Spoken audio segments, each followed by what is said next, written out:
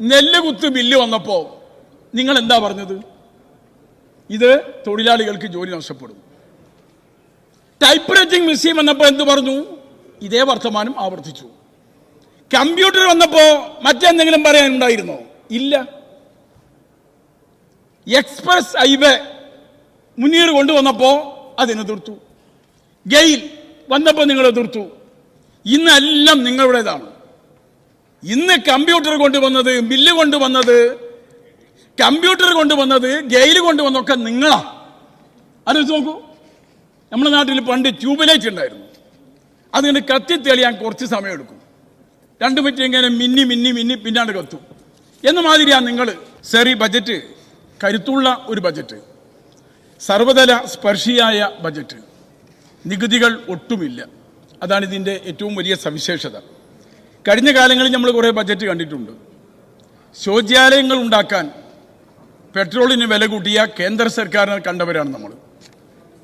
Pension കൊടുക്കാൻ വേണ്ടി പെട്രോളിന് 2 രൂപ സെസ് കൊടുത്തുകൊണ്ട് പെട്രോൾ വില വർദ്ധിപ്പിച്ച ഇടത് ഗവൺമെന്റിനെയും നമ്മൾ കണ്ടു. ഈ ഗവൺമെന്റിന്റെ മുമ്പിലാണ്, ഇതൊക്കെ കണ്ട ജനങ്ങളാണ് അര നയാ പൈസയുടെ ബജറ്റ് ചുമത്താതെ ഒരു ബജറ്റ് അവതരിപ്പിക്കുന്നത് കാണുന്നത്.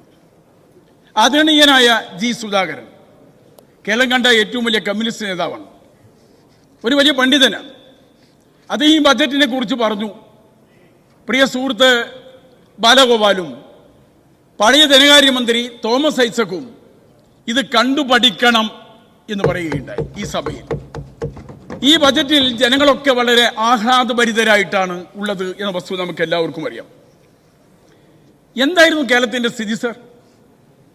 10 കൊല്ലത്തെ ഭരണത്തിന്റെ ഏറ്റവും വലിയ സംഭാവന എന്താണ്? ഇടതുപക്ഷ സുഹൃത്തുക്കൾ ആലോചിക്കണം. കേരളത്തെ ദരിദ്രവൽക്കരിച്ചു എന്നുള്ളതാണ്.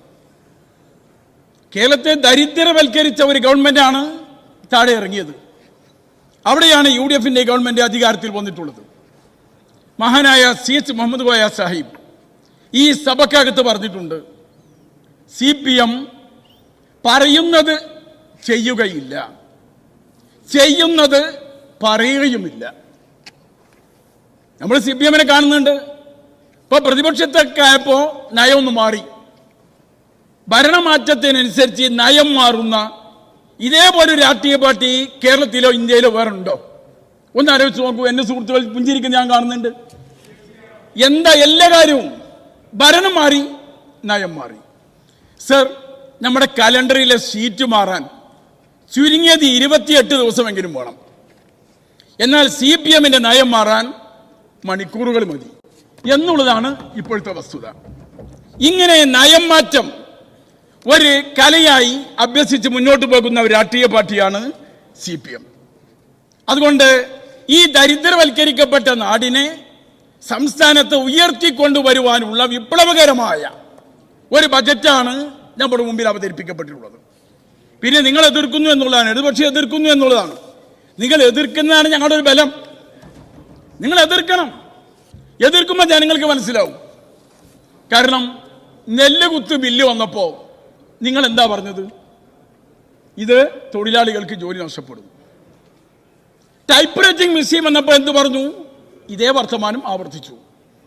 കമ്പ്യൂട്ടർ വന്നപ്പോൾ മറ്റെന്തെങ്കിലും പറയാനുണ്ടായിരുന്നോ? ഇല്ല. എക്സ്പ്രസ് ഹൈവേ മുനീർ കൊണ്ടുവന്നപ്പോൾ അതിനെതിർത്തു. ഗെയിൽ വന്നപ്പോൾ നിങ്ങൾ എതിർത്തു. ഇന്നെല്ലാം നിങ്ങളുടേതാണ്. ഇന്ന് കമ്പ്യൂട്ടർ കൊണ്ടുവന്നത്, ബില്ല് കൊണ്ടുവന്നത്, കമ്പ്യൂട്ടർ കൊണ്ടുവന്നത്, ഗെയിൽ കൊണ്ടുവന്നൊക്കെ നിങ്ങളാ. ആലോചിച്ച് നോക്കൂ. നമ്മുടെ നാട്ടിൽ പണ്ട് ട്യൂബ് ഉണ്ടായിരുന്നു. അതിന് കത്തിത്തെളിയാൻ കുറച്ച് സമയമെടുക്കും. 2 മിനിറ്റ് ഇങ്ങനെ മിന്നി മിന്നി മിന്നി പിന്നാണ്ട് കത്തും. എന്ന മാതിരിയാണ് നിങ്ങൾ. കാര്യം ബോധ്യമാകാൻ കുറച്ച് സമയമെടുക്കും, ഒരു 5 കൊല്ലെങ്കിലും. അതുകൊണ്ട് ഞങ്ങളിത് കാത്തിരിക്കുന്നുണ്ട്. നിങ്ങൾ ഇനി എപ്പോഴാണ് നയം മാറുക, നിങ്ങൾക്ക് തന്നെ ബോധ്യപ്പെടുക എന്നുള്ളത് നമ്മുടെ കേരളം കണ്ട് നോക്കി നിൽക്കുന്നുണ്ട് എന്ന് മാത്രമേ നിങ്ങൾ ഓർമ്മിപ്പിക്കുന്നുള്ളൂ. സർ,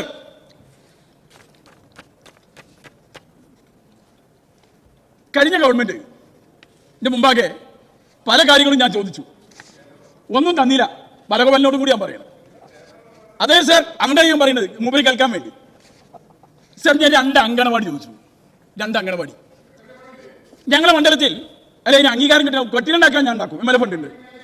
കെട്ടിടത്തിന് ഫണ്ട് ഉണ്ട്, പക്ഷെ അനുമതി ഇവിടെ കിട്ടുന്നുണ്ട്. അതും അറിയില്ലേ?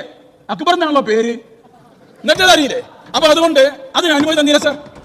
ഉമ്മൻചാണ്ടിയുടെ ഗവൺമെന്റ് കാലത്ത് മലയാള സർവകലാശാല കിട്ടി, ഒരു വനിതാ എയ്ഡഡ് കോളേജ് കിട്ടി, 2 ഹൈസ്കൂളുകൾ കിട്ടി. ഈ മണ്ഡലത്തിലേക്ക് ഞാൻ അംഗനവാടി ചോദിച്ചു സാർ, 2 എണ്ണം. പക്ഷെ ഇവർ തന്നെ എന്താണെന്നറിയോ? ഇതൊന്നും തന്നില്ല. അന്നത്തെ ആരോഗ്യമന്ത്രി പറഞ്ഞു ഫണ്ട് വേണ്ട MLA എന്നോട് താന്ന് പോന്നാ പറഞ്ഞത്. പക്ഷെ ഇവർ തന്നു സാർ, 2 ബാറ്. ഒന്ന് തിരൂര് ഇല്ലടോ, അതല്ലേ പറയണത്. തന്നില്ല, അംഗനവാടി തന്നില്ല. ചോദിക്കാതെ ഏതോ മുതലാളി ചോദിച്ചപ്പോ ബാറ് കൊടുത്തു. 2ാമതൊരു ബാർ ഇപ്പൊ തിരുനാവായൂർ വരികയാണ്, ഗാന്ധി സ്മാരകത്തിന് മുമ്പിൽ.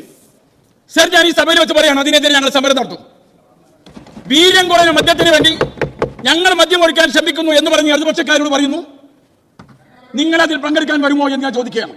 നിങ്ങളെ ഗവൺമെന്റ് തന്ന ബാറ്, നിങ്ങളെ ഈ ഗവൺമെന്റ്, ഇവരുടെ ഗവൺമെന്റ് ബാറാണ് എന്ന് വെച്ചത് സാർ.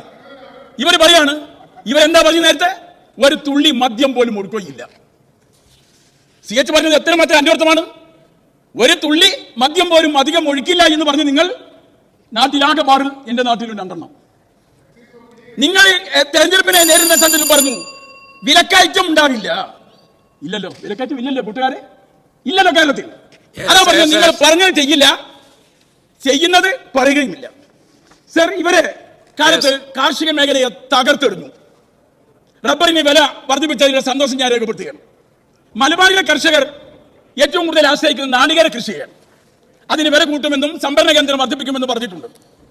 അതുകൊണ്ട് ഉമ്മൻചാണ്ടിയുടെ ഗവൺമെന്റിന്റെ കാലത്തുണ്ടായിരുന്ന പോലെ സംഭരണ കേന്ദ്രങ്ങൾ ആരംഭിക്കുകയും 80 രൂപയുണ്ടായിരുന്ന നാളികേരത്തിന് കിലോക്ക് 30 രൂപയായി ചുരുങ്ങിയിട്ടുണ്ട് ഇപ്പോൾ.